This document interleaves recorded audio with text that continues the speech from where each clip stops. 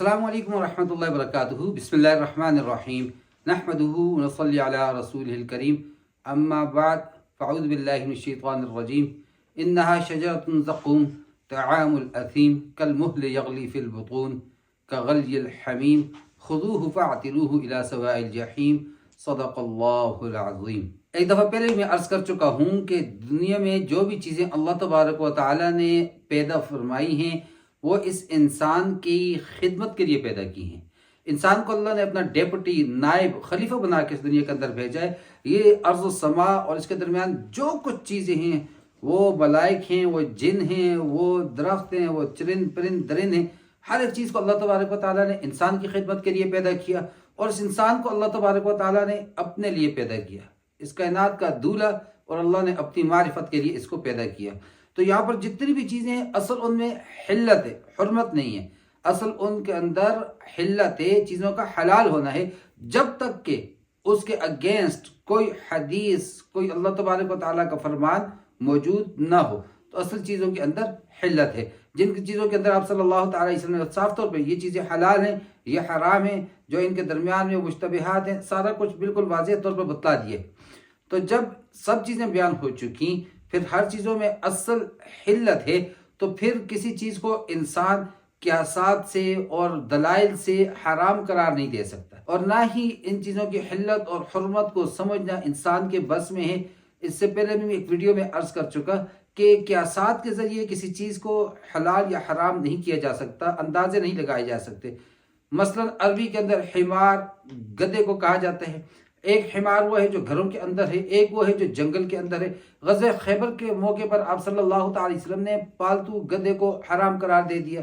अब खुराक दोनों की एक है, दोनों का बढ़ोतरी का सिस्टम, दोनों की पैदाइश का सिस्टम, हर एक चीज़ बिल्कुल सेम है, शक्ल सूरत भी आलमोस्ट। तो फिर के अब कोई आदमी सोचे कि ये क्या बात है, एक को तो हलाल कर दिया, एक को हराम कर दिया।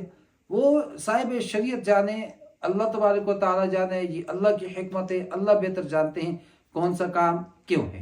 इसी तरह फलों के अंदर अल्लाह तबारक व तआला ने दुनिया में मुख्तलिफ फल पैदा किए। अब उन्हीं फलों में से एक फल वो स्ट्रॉबेरी है। स्ट्रॉबेरी तकरीबन दुनिया के तमाम ममालिक के अंदर पाया जाता है और बड़े शौक से ये खाया जाता है, और इसका फ्लेवर हमारे लाइम जूसेस के अंदर और कोल्ड ड्रिंक्स के अंदर और हर तरह में ये पाया जाता है।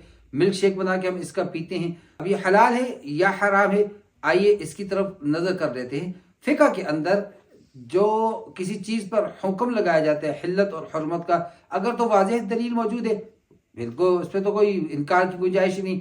बाज़ का वाज़ेह दलील नहीं होती, लेकिन जब हम उसके समरात, असरात पे जाते हैं तो फिर देखते हैं कि उसका समरा, उसका आखिर में नतीजा भी वही निकल रहा है जो इस हराम चीज़ का निकल रहा था, लिहाजा दोनों को हराम करार दे दिया जाता है। जिस तरह जना गुनाह है, हराम है, इसी तरह मुबादियात जना भी हराम है, गुनाह है।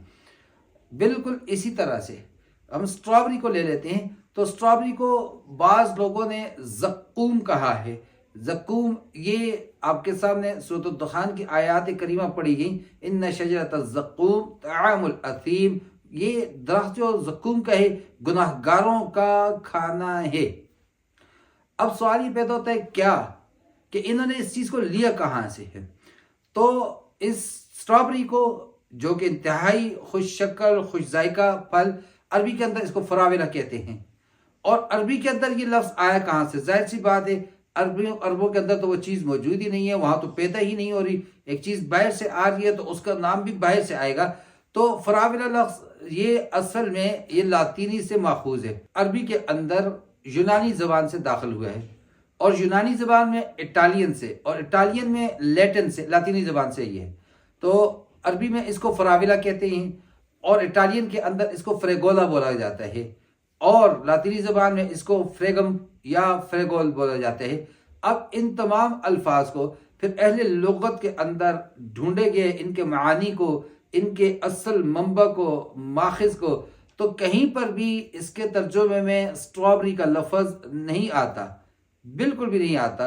लिहाजा ये बात बड़ी तसल्ली के साथ कही जा सकती है कि स्ट्रॉबेरी को बग़ैर किसी कराहत के बिल्कुल आम दूसरे फलों की तरह खाया जा सकता है। बाज़ लोगों ने इसको ज़क्कूम कहा, जहन्नम का फल कहा, और बाज़ लोग इससे खाने से इसको हराम समझ रहे हैं, اور بعض لوگ تقوی کی بنا پر کہ اس میں شک پڑ گیا لہذا اس کو کھانے سے پرہیز کر رہے ہیں، شک پڑ گیا اب اہل لغت کا اختلاف اور عرف کو، تو یہ شک پڑنے کی وجہ سے اس سے بچنا یہ تو تقوی کی اعلیٰ قسم ہے، لیکن اس کو حرام کہنا جبکہ اللہ تبارک و تعالیٰ نے اس کو حرام نہیں کہا، کوئی شرعی دلیل اس پر نہیں ملتی ہمیں، اہل لغت کا بھی اس کے اوپر اتفاق ہو چکا، بہت سے لنکس موجود ہیں ڈسکرپشنز میں، کامنٹس میں ہم دے دیں گے، آپ دیکھ لیجئے گا ان میں جا کر، اہل لغت نے بھی اس کو بالکل بھی اسٹرابری کو یہ زقوم کے ساتھ جا کر اس کو نہیں ملایا، تو پھر کیوں اس کو جہنم کا پھل کہا جاتا ہے؟ بالکل بھی اس کی کوئی حقیقت نہیں، کوئی اصل نہیں ہے، لہذا تسلی سے جی بھر کے کھائیں۔ ہاں تقوی کا اعلیٰ یہ ہے کہ اگر آپ کو شبہ پڑ گیا آپ چھوڑنا چاہتے ہیں چھوڑ دیں، لیکن یہ بھی یاد رکھیے گا کہ شریعت میں جو چیز حلال ہو اس کو خود سے حرام کر دینا یہ تو یہود و نصارہ کا طریقہ تھا، اور جو چیز حرام ہو خود سے اس کو حلال کر دینا یہ بالکل غلط ہے۔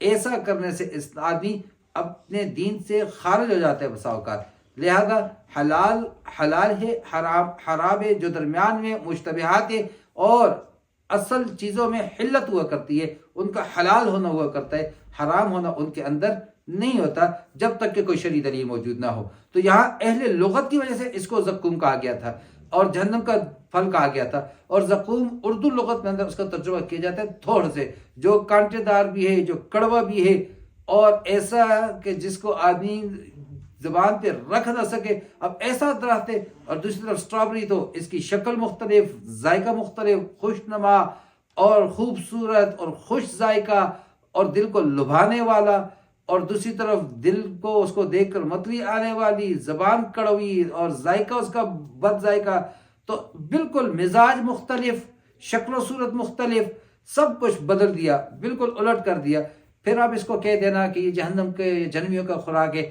ایسا بالکل اہل لغت کے بھی خلاف ہے، عرف کے بھی خلاف ہے، ثقافت کے بھی خلاف ہے، لہٰذا جب تک کوئی واضح دلیل موجود نہ ہو کسی حلال چیز کو حرام نہیں کہا جا سکتا۔